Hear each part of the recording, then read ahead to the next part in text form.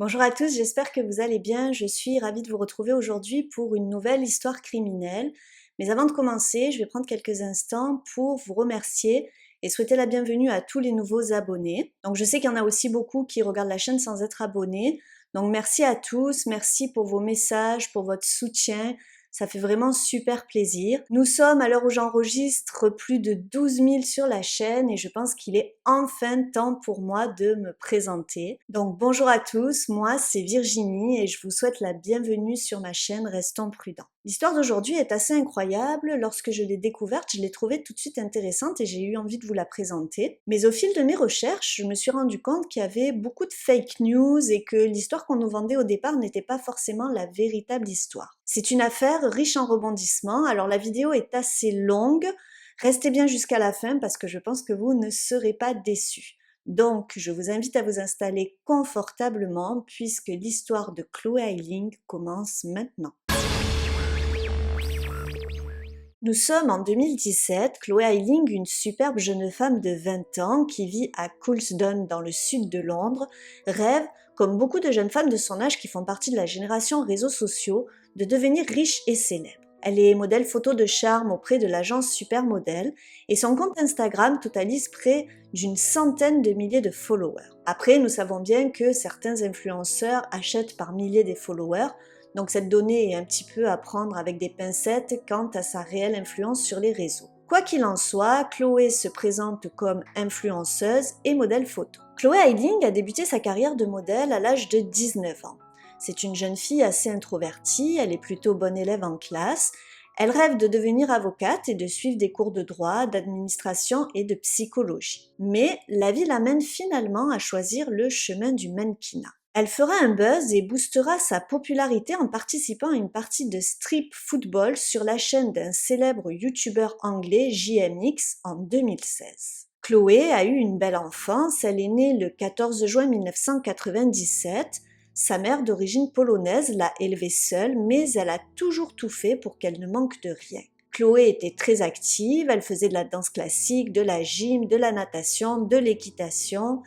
Elle était à l'école publique et était de nature plutôt introvertie. En fait, Chloé avait du mal à se faire de véritables amis. Elle avait des connaissances, mais pas de vrais amis, et elle se sentait souvent incomprise. À 17 ans, elle tombe enceinte et ne passe pas le level A, qui est l'équivalent de notre bac en Angleterre.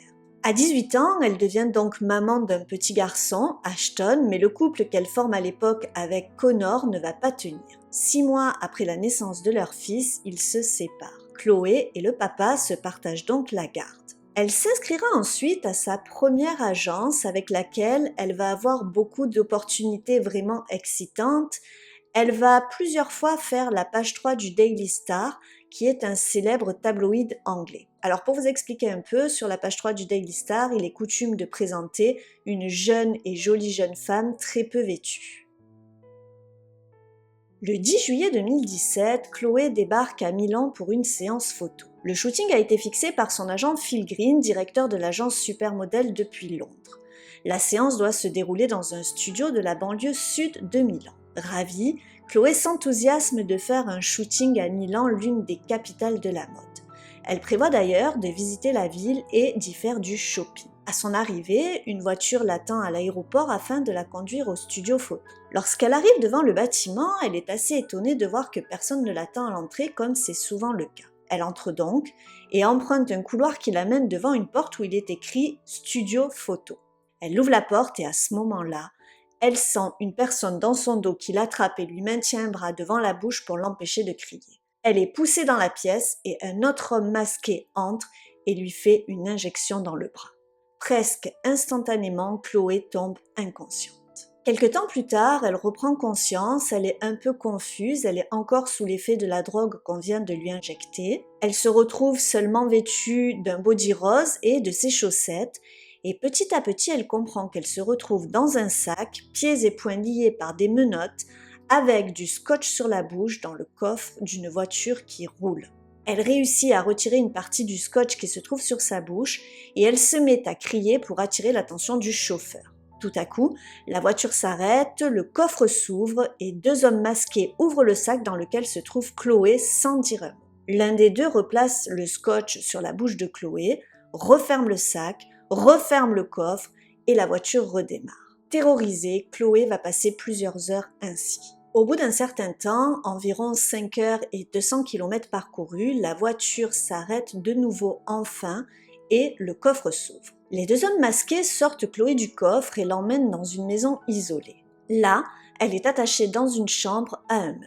Le début de la séquestration est un véritable calvaire pour Chloé. Elle ne sait pas où elle ne sait pas ce qu'on lui veut, elle ne sait pas avec qui elle est. Elle est attachée à une chaise, à moitié dénudée, et elle va beaucoup pleurer. Puis, un homme non masqué entre dans la chambre dans laquelle elle se trouve. Il a un fort accent des pays de l'Est, il se présente comme un certain MD. Il la détache et lui explique qu'elle vient d'être enlevée par une organisation mafieuse appelée Black Death Group, dont il est l'un des membres dirigeants. Il précise qu'il ne fait pas partie du binôme qu'il a enlevé, sa présence ici serait simplement due à ce qu'il appelle entre guillemets une erreur de casting. En effet, l'organisation n'a pas pour habitude de s'en prendre aux profils comme Chloé. Il lui explique alors qu'elle a été enlevée pour être vendue aux enchères sur le dark web pour environ 300 000 euros. Son ravisseur lui dit ensuite que bien souvent les filles comme elle sont vendues à des hommes riches du Moyen-Orient. Les acheteurs profitent alors de la fille pendant environ 3 mois, puis ils la font tourner auprès de leurs amis et de leur famille. Pour finir, les jeunes filles, une fois bien usées, finissent données en pâture aux tigres. Il affirme avoir gagné plus de 15 millions de dollars, environ 12,7 millions d'euros en 5 ans, en vendant des jeunes filles sur le web. Il précise que si elle tente de s'échapper, l'organisation s'en prendra alors à sa mère et à son fils. Lorsque Chloé apprend ça, elle est littéralement pétrifiée et elle pense soudain qu'elle préférait mourir plutôt que de finir ainsi. Chloé sera prise en photo en body rose, le seul vêtement qu'elle possède, afin de participer à cette horrible mise aux enchères. Le temps passe lentement en attendant la mise aux enchères fatidique et Chloé est maintenue captive à l'intérieur de la maison avec MD. Le lendemain, MD, comme je vous l'ai dit, la détache. Il lui fait bien comprendre que Black Death Group est omniprésent, qu'il y a des membres partout et que si elle essaye de s'enfuir, elle sera sans nul doute rattrapée, on la tuera et on tuera ensuite sa mère et son fils. Alors, le soir du deuxième jour, MD demande à Chloé si elle veut dormir avec lui dans un vrai lit. Chloé accepte, il ne se passera rien. Le lendemain, au troisième jour de captivité, Chloé remarque au fur et à mesure que MD semble être intéressé par elle. Au fil des discussions, il lui dira qu'il n'a rien contre elle, plus encore qu'il s'est attaché à elle et qu'il souhaite lui aussi quitter l'organisation. Chloé, qui sent alors l'opportunité de s'en sortir, va jouer le jeu de l'amitié et de la séduction. À partir de là, de fil en aiguille, une relation de confiance s'établit entre Chloé et MD. Il lui dit qu'elle n'aurait jamais dû être enlevée et que c'est une erreur. En effet, Chloé vient d'avoir un bébé et selon lui, l'organisation n'enlève pas de jeunes mères. Leur cœur de cible est des jeunes filles entre 14 et 20 ans afin justement d'éviter ce problème-là. Car les acheteurs, qui sont des gens extrêmement exigeants, ne veulent absolument pas de jeunes mamans. Il lui dit également qu'initialement, il n'était pas mandaté pour cette mission, mais que lorsqu'il a appris que ses 2 collègues de crime l'avaient enlevé, il a tout de suite pris la route de Rome pour Milan et a joué de sa position hiérarchique dans Black Death Group pour prendre la relève de ces 2 kidnappeurs afin de garder la situation sous contrôle. Il lui révèle alors qu'il s'était déjà rencontré à Paris quelque temps auparavant pour une prétendue séance photo. Mais lorsqu'il a appris qu'elle était jeune maman, il a tout de suite abandonné sa mission, prétextant qu'on lui avait cambriolé son studio. Cette histoire ressurgit dans la mémoire de Chloé qui, effectivement, se trouvait sur Paris, plus encore. Elle était sur les Champs-Élysées durant l'attaque terroriste de mars 2017. À son retour en Angleterre, elle donnera d'ailleurs des interviews sur cette attaque terroriste. Elle n'avait pas fait le lien entre MD et le prétendu photographe d'il y a 2 mois. Elle ne l'avait pas reconnu car à ce moment-là, MD portait des lunettes noires. Après toutes ces révélations, MD lui promet de tout faire pour interagir en sa faveur et sauver sa vie. Chloé a enfin un espoir. MD semble de plus en plus épris de Chloé et il lui demandera à plusieurs reprises si elle peut s'imaginer en couple avec lui plus tard. Chloé, qui ne souhaite pas le contrarier, lui répond que bien sûr elle pourrait se l'imaginer, mais que ça ne pourrait arriver que lorsqu'elle serait libérée. MD a l'air ravi et il la rassure sur le fait qu'il ne la laissera pas tomber. Le 4e jour, MD et Chloé vont se rendre dans un village proche du lieu de détention pour acheter des chaussures à Chloé. Ils vont d'ailleurs à ce moment-là être filmés par des caméras de vidéosurveillance. Ils dormiront ensemble dans le même lit durant toute sa captivité sans qu'il ne se passe rien d'autre. Alors ce que vous devez savoir, c'est que durant toute sa séquestration, Chloé n'a été ni abusée ni frappée. Au fil des jours, il va lui dire qu'il veut réellement la sauver et qu'il fera tout pour ne pas la vendre aux enchères. Malheureusement, elle ne pourra gagner sa liberté que si Black Death Group obtient une compensation pour leur manque à gagner. Il lui dit qu'il est en train de négocier et qu'il s'apprête à payer 250 000 livres, ce qui fait environ 290 000 euros, et qu'il reste donc 50 000 livres, soit environ 58 000 euros, à régler afin qu'elle puisse de nouveau être libre. MD lui demande alors si elle connaît des personnes suffisamment riches pour pouvoir payer une telle somme, et Chloé va lui donner 3 noms. Pendant ce temps-là, en Angleterre, l'inquiétude monte dans la famille de Chloé. Quand sa mère se rend compte que sa fille n'est pas revenue de sa séance photo et qu'elle ne donne aucune nouvelle, elle contacte Green, l'agent de Chloé. Le lendemain, le 16 juillet, Green reçoit un mail provenant de The Black Death Group. Ce mail est signé MD. Dans ce mail, il est écrit que Chloé a été enlevée, avec photo à l'appui. Il est demandé 50 000 livres en bitcoin, ou bien Chloé Ayling sera vendue aux enchères comme esclave sexuelle sur le dark web. Dans ce mail, les 3 noms que Chloé a donnés sont mentionnés. Green contacte alors le consulat britannique à Milan pour obtenir de l'aide. La police italienne se rend à l'adresse du shooting photo qui s'avère n'être absolument pas un studio photo. À l'intérieur, ils trouvent certains des vêtements de Chloé, son téléphone portable, mais en l'absence d'autres preuves ou de nouveaux courriels, l'enquête est interrompue. Bon là je vous avoue que j'ai pas tout à fait compris, Chloé est considérée comme disparue, une demande de rançon a été envoyée avec photo à l'appui, les policiers se rendent compte que le prétendu studio photo n'en est pas un, à l'intérieur ils retrouvent des vêtements de Chloé ainsi que son téléphone portable, puis l'enquête s'arrête là. Phil Green va répondre au mail de MD et il va annoncer qu'un certain Rory McCarthy, un banquier d'affaires de 57 ans, l'un des 3 noms susceptibles de payer la rançon de Chloé, a proposé de payer 20 000 livres pour obtenir sa libération. Après 5 jours de séquestration, MD va donner à Chloé une lettre écrite par l'organisation. Dans cette lettre, il est écrit, entre autres, « Vous êtes libéré grâce à l'immense générosité de Black Death Group. Votre libération est toutefois accompagnée d'un avertissement et vous devriez lire cette lettre très attentivement. Vous êtes certainement conscient de votre valeur sur le marché de l'esclavage humain et vous devez noter que ce n'est pas personnel, ce sont les affaires. Pour votre libération, nous avons pris en considération un certain nombre de facteurs.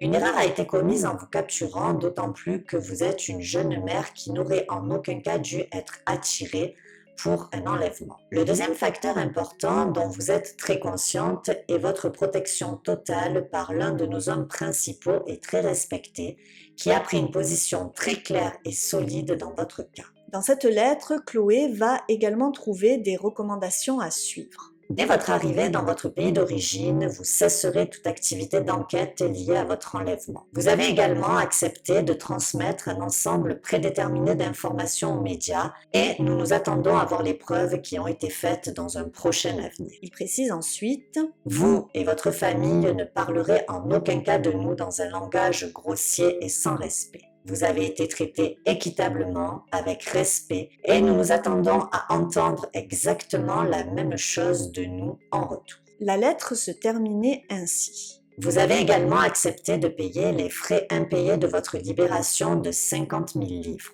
Nous nous attendons à ce que cet argent soit payé en bitcoin dans un délai d'1 mois. Toute sorte de désobéissance à ce qui précède entraînera votre élimination. Le lundi 17 juillet, soit 7 jours après son enlèvement, Chloé est emmenée au consulat britannique de Milan à 7 heures du matin. MD lui propose de la laisser seule à quelques minutes à pied du consulat, mais Chloé a peur. Elle a peur des membres de Black Death Group pouvant se trouver à n'importe où, et demande alors à MD de la déposer devant. Ils arrivent donc devant le consulat à 7h30, mais il n'est pas encore ouvert. Son ravisseur, voyant qu'elle est effrayée, ne veut pas la laisser seule et ils décident alors d'aller prendre un petit déjeuner ensemble. Durant le petit déjeuner, ils se mettent d'accord sur le plan à adopter. MD a la confiance de Chloé, il est de son côté et il souhaite également s'émanciper de l'organisation.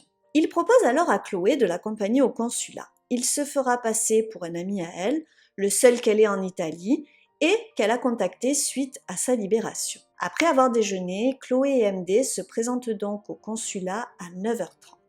Chloé va suivre le plan établi et elle va expliquer son enlèvement et sa séquestration. Lorsqu'on va lui demander qui est l'homme qui l'accompagne, elle répondra que c'est un ami qu'elle a contacté par téléphone suite à sa libération afin qu'il l'accompagne. On va lui dire « Ok, très bien, est-ce que vous pouvez me donner son numéro de téléphone ?» Et là, Chloé sera incapable de donner son numéro de téléphone. Elle va alors être victime d'un véritable conflit de loyauté. Elle a le cœur gros et souhaite se délivrer auprès des policiers, mais parallèlement, elle a de l'affection, de la peine pour son bienfaiteur qui l'a sauvée et qui cherche désespérément à quitter lui aussi cette organisation criminelle.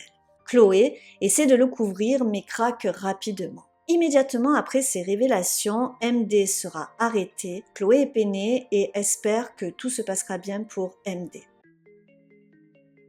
Suite à son arrestation, on va trouver sur lui une brochure de Black Death Group.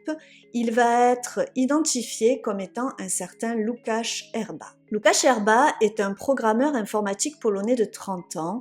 Il vit seul dans un appartement à Oldbury en Angleterre. Ses voisins le décrivent comme étant quelqu'un de très discret et peu avenant. Il ne porte que des costumes.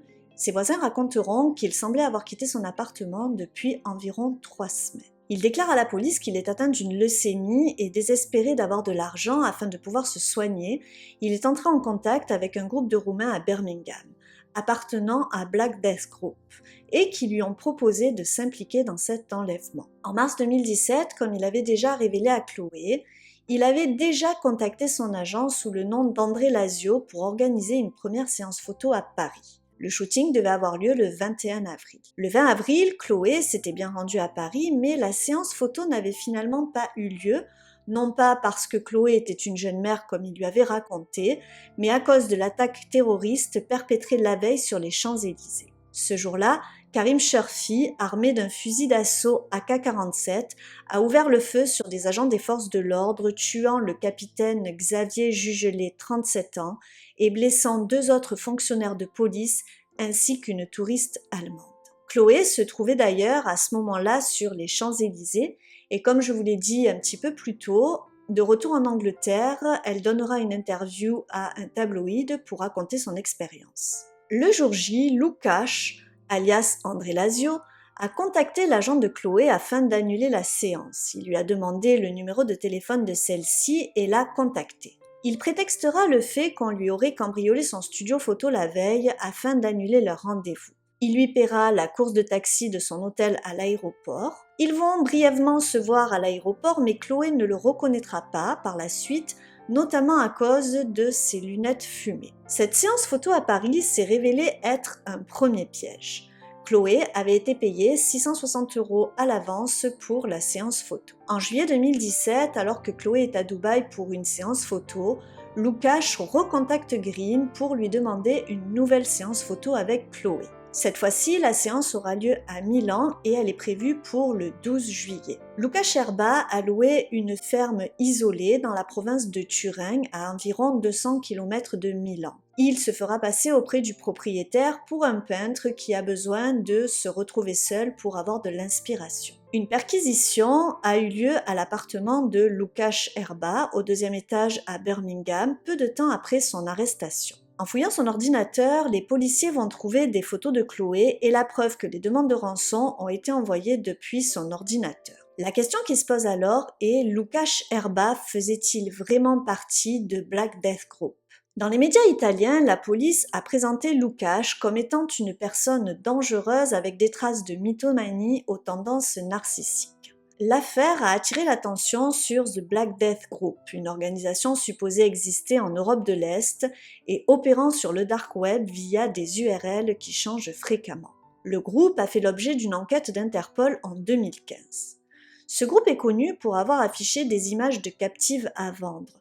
Cependant, ces publications sont en grande partie considérées comme fausses, car une enquête plus approfondie a déterminé qu'elles provenaient en réalité de films pornographiques. La National Crime Agency du Royaume-Uni, qui a participé à l'enquête, a indiqué qu'il était courant de voir des cas de traite d'êtres humains organisés sur le dark web. Elle affirme que l'utilisation du marketing en ligne de services sexuels est de plus en plus répandue. Le 16 août 2017, la police arrêtera Michal Erba, le frère de Łukasz. Il le soupçonne d'être le deuxième homme impliqué dans l'enlèvement. Une conversation entre Łukasz et sa mère a été retrouvée par les enquêteurs. Au téléphone, il disait « Maman, la police est-elle venue ? Appelle mon frère Michal, il doit effacer tous les messages, je vais vous dire le mot de passe. Il doit partir immédiatement et faire disparaître la voiture dans le garage. » D'autres preuves de la complicité entre les deux sont apparues au cours de l'enquête. Apparemment, Michal a toujours été informé des intentions de son frère, à la fois pendant la préparation de l'enlèvement, mais aussi après l'enlèvement. Dans un email qu'ils ont échangé, Łukasz lui a parlé du sac, celui qui serait utilisé pour transporter Chloé Ayling après le kidnapping. Il lui a dit « Tu sais à quoi ça sert, alors tu sais qu'il doit être très gros ». Après le kidnapping, Michal a également conseillé à son frère comment se comporter avec Chloé. Il lui a dit « Apporte-lui une pizza et mangez-la ensemble, tu seras vu comme un super ami ». De son côté, Chloé va être obligée de rester 3 semaines de plus à Milan pour être entendue par les enquêteurs. Là, elle va tout raconter, son enlèvement, sa séquestration et sa relation avec son ravisseur. La police italienne va alors tenir une conférence de presse dans laquelle elle va se vanter d'avoir résolu cette affaire de trafic d'êtres humains. Lors de l'audience préliminaire en août 2017, Łukasz Erba va changer sa version. Vous savez, sa première version, sa version préliminaire, celle dans laquelle il avait dit qu'il souffrait d'une leucémie et que pour trouver de l'argent afin de se soigner, il avait rencontré un groupe de Roumains à Birmingham qui l'avait entraîné dans l'organisation. Il affirme cette fois-ci au juge qu'il était en fait amoureux de Chloé Ayling et qu'il voulait lui rendre service en s'inspirant du film By Any Means, sorti 8 semaines avant l'enlèvement et dans lequel une starlette organise son propre enlèvement dans l'espoir de lancer sa carrière. Il déclarera qu'ils avaient ensemble avec Chloé concocté cet enlèvement afin de l'aider à faire décoller sa carrière et ainsi surmonter les problèmes financiers qu'elle avait après la naissance de son fils. Il dira qu'il n'a jamais fait de mal à Chloé, qu'il n'a jamais été violent avec elle. Il dira que Chloé était complice et pire encore qu'elle était l'instigatrice de cet enlèvement.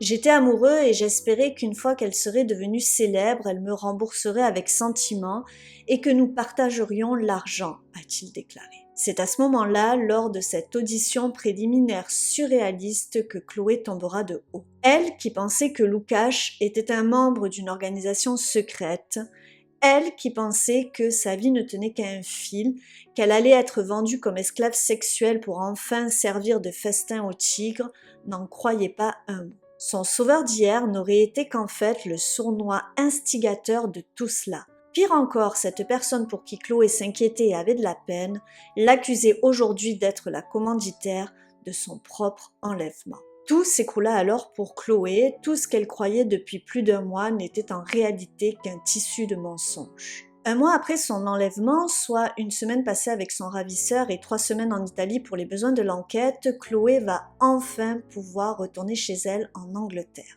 L'affaire est immédiatement médiatisée et Chloé ne se doute pas de l'ampleur que tout ceci va prendre. Elle va se retrouver au cœur d'un véritable tourbillon médiatique. Une fois sur place, elle quitte l'agence de Phil Green car elle le tient en partie responsable de n'avoir pas pris suffisamment d'infos avant de l'envoyer à Milan. Son agent dira que la séance photo devait avoir lieu avec un photographe qu'il connaissait et avec qui il avait déjà travaillé.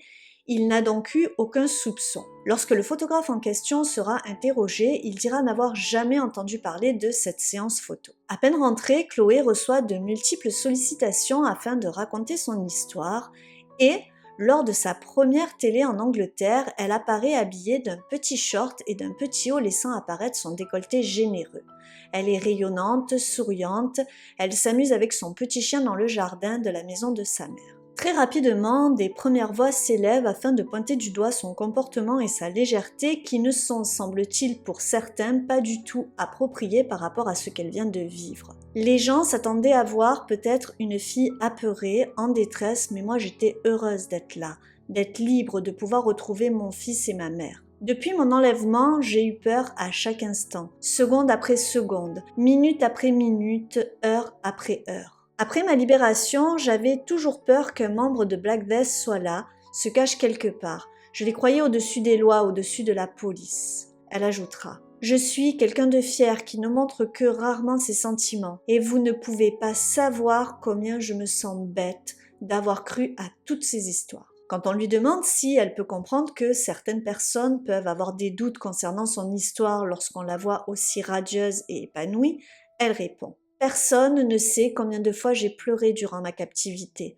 Après ma libération en Italie, je ne dormais plus la nuit. J'avais peur du moindre bruit. J'étais devenue paranoïaque. Chloé ajoute que petit à petit, elle a repris confiance en elle et que contrairement à la majorité des gens, elle était habituée aux médias, aux caméras. Et du coup, elle savait comment se comporter et elle n'était pas déstabilisée. C'est pour cela que certaines personnes doutent. Elle termine en disant « Mon activité et mes photos glamour font aussi en sorte de faire un raccourci afin de me faire passer pour quelqu'un souhaitant se faire de la promo et intéressé par la notoriété. Si j'étais professeure ou maîtresse, les gens ne douteraient pas. » Même si elle est dans l'ensemble soutenue, certaines personnes qu'elle appelle les haters ne croient pas en son histoire. Il se demande comment une jeune femme qui vient de se faire kidnapper par un gang mafieux des pays de l'Est peut être libérée 7 jours après et emmenée par son ravisseur lui-même qui se fait arrêter dans la foulée entre les mains de la police. On lui reproche ensuite d'avoir accepté de dormir avec lui à partir du 2e jour lorsque Łukasz lui a proposé de partager son lit. On lui reproche sa complicité affichée avec son ravisseur révélée par des témoignages, des caméras de vidéosurveillance ainsi que sa première version au consulat lorsqu'elle racontait que Łukasz est l'un de ses amis, le seul qu'elle avait en Italie et qu'elle avait contacté suite à sa libération. Alors Chloé se justifie en disant qu'elle avait dormi une nuit menottée à un meuble et que le lendemain, lorsqu'on lui avait proposé de dormir dans un lit, pourquoi elle aurait refusé. De plus, elle sentait que Lucas avait une attirance pour elle. Du coup, elle a tout fait pour ne pas le contrarier et le satisfaire. Elle précise néanmoins qu'elle n'a subi aucune violence physique ni sexuelle. Elle justifie son premier témoignage mensonger, souvenez-vous lorsqu'elle avait dit que Łukasz était l'un de ses amis qu'elle avait contacté suite à sa libération, en disant que Łukasz lui avait fait un véritable lavage de cerveau. En effet, Chloé pensait qu'il était son sauveur. Elle ajoutera qu'elle avait de la peine pour lui car elle pensait qu'il était lui aussi piégé par Black Death Group et qu'il souhaitait lui aussi s'en libérer. Certaines personnes sur Internet et les tabloïds ont également accusé Chloé d'avoir profité de cette histoire pour gagner en notoriété et gagner plusieurs centaines de milliers d'euros, notamment grâce aux nombreuses interviews qu'elle a données suite à cette histoire. En effet, Chloé fera le tour du monde multipliant les apparitions pour partager son horrible expérience. On lui reprochera également sa participation à un nombre de talk-shows télévisés ainsi que sa participation à la célèbre émission Big Brother qui est l'équivalent de Secret Story en France. Chloé va justifier ses nombreuses interviews par le fait que ce n'était pas elle qui a révélé l'affaire publiquement mais la police italienne qui, croyant dans un premier temps avoir déjoué un trafic d'êtres humains sévissant sur le dark web, a voulu redorer son blason en se gargarisant de cette prise et a donc rendu cette affaire publique. Chloé, elle, dira qu'elle avait honte d'avoir été aussi crédule et naïve et qu'elle ne souhaitait absolument pas que cette affaire s'ébruite. Mais, à la suite de la sortie publique de cette affaire, elle dira avoir reçu nombre de sollicitations et qu'elle n'allait pas se priver de raconter son histoire, alors que la police italienne, elle, n'avait pas hésité à la raconter et l'avait instrumentalisée afin d'améliorer son image. Chloé s'est également vue reprocher ses photos sexy qu'elle publie sur son compte Instagram et qui étaient montées à près de 300 000 abonnés avant sa suppression durant l'été 2018.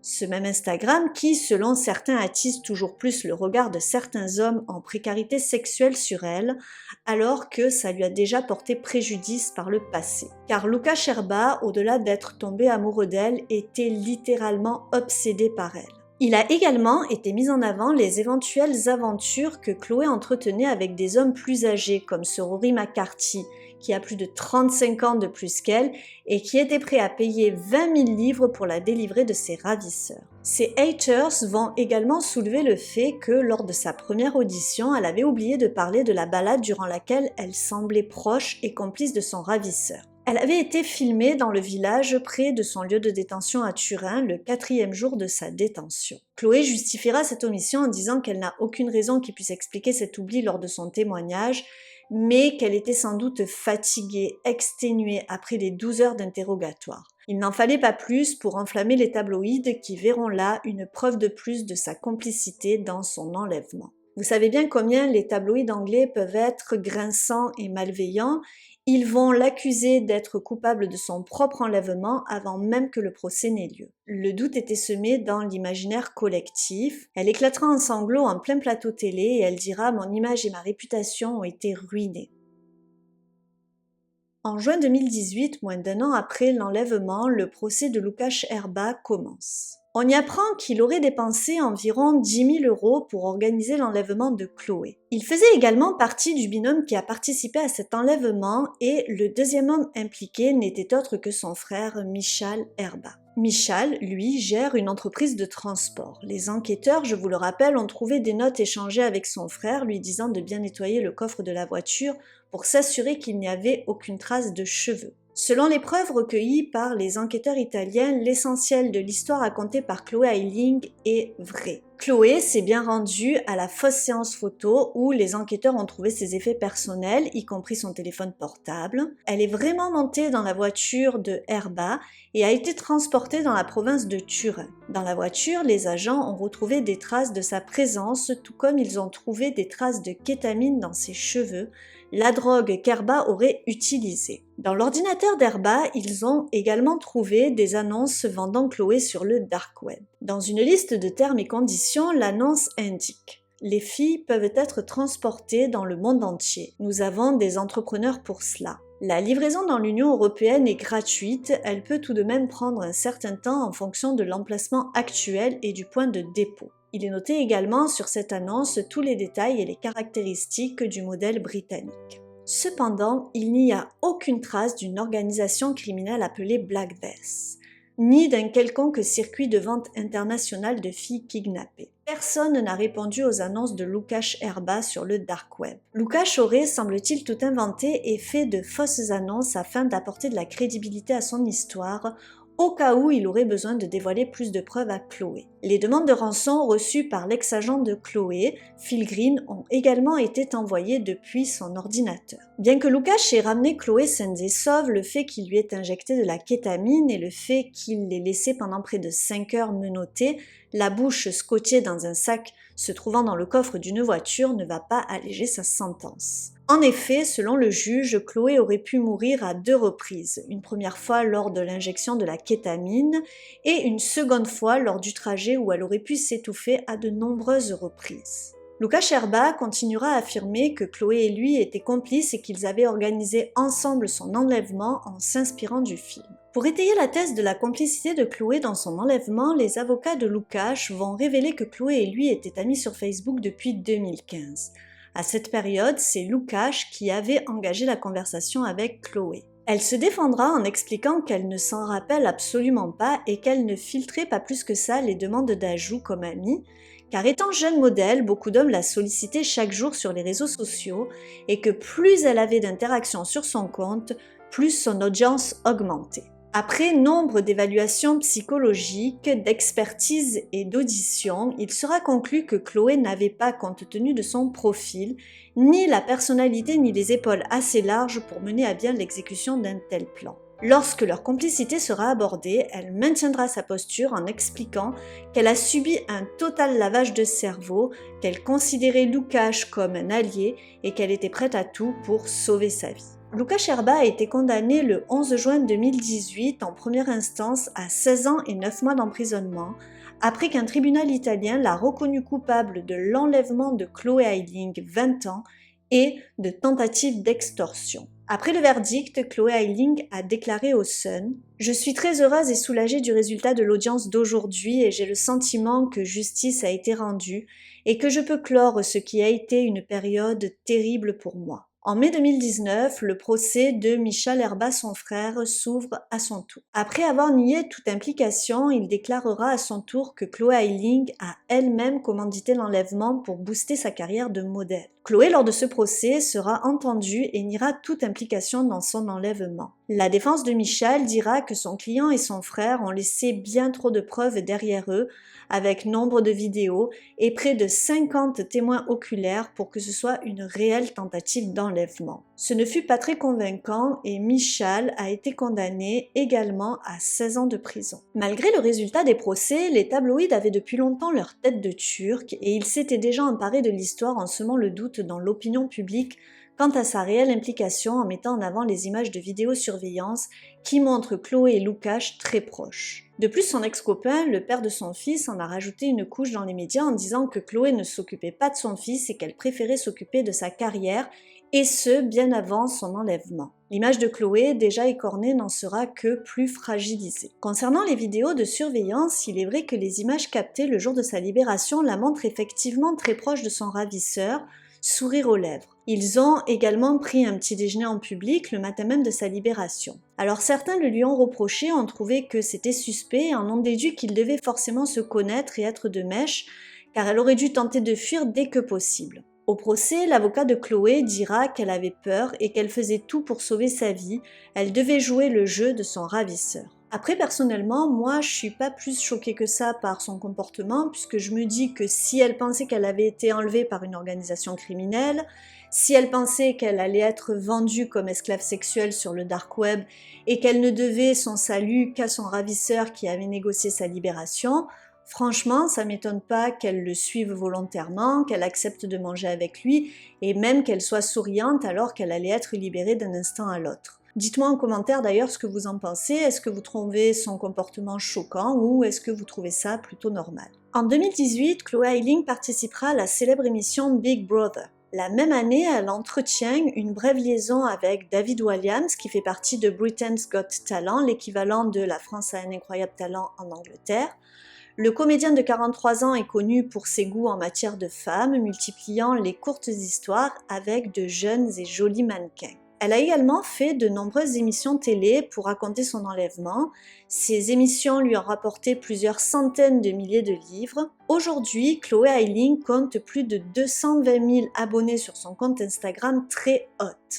Elle possède également un compte OnlyFans. Donc OnlyFans, c'est un service en ligne d'hébergement de contenu photos et vidéos accessible sur abonnement. Les créateurs gagnent de l'argent grâce aux abonnements, mais aussi grâce au pourboire de leurs fans.